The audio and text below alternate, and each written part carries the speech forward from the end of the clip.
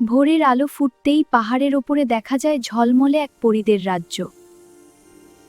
এই হলো রংধনুপুর, যেখানে আকাশ কুমিক করে, এখানে আনন্দটুকরিটা আলানকে স্পর্শ করে। ছোট্ট মেয়ে রূপসা ঘাসের ওপর দাঁড়িয়ে আকাশের থেতো মাটকে জাদুর আলোকনা ভাসতে থাকে। আলো থেকে বের হয় একটি নীল ডানাওয়ালা পরী। আমি নীলা, রংধনুপুরের রক্ষক। এবার আমার গল্পটা শোনো। তুমি কি সত্যি পরী? নীলা তার ডানা মেলে আকাশে চক্কর দেয়। আমার তো আমি পাহাড়ের উপর দিয়ে উঠছি। চারপাশে ফুলগুলো হঠাৎ জ্বলে ওঠে। এটা প্রকৃতির লুকালতে, যা এখন আমাদের চারপাশে জাগ্রত হয়। আমি বুঝতে পেরেছি, এটা সত্যিই পরীদের জগৎ। এরা আমাকে ডাকছে আর আমি এখানে আসতে চাই। আমাদের রাজ্য বিপদে আছে।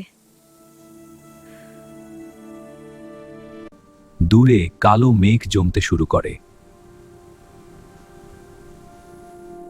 দেখো, রংধনুর আলো একে একে নিভে যায়, কিন্তু এর সৌন্দর্য মাঝেছে। বাংলায় রূপসা ভয় পায়, কিন্তু সাহস করে দাঁড়ায়। আমি ভয় পাচ্ছি না, আমি সাহসী। অন্ধকার জাদুকর আমাদের রং চুরি করছে।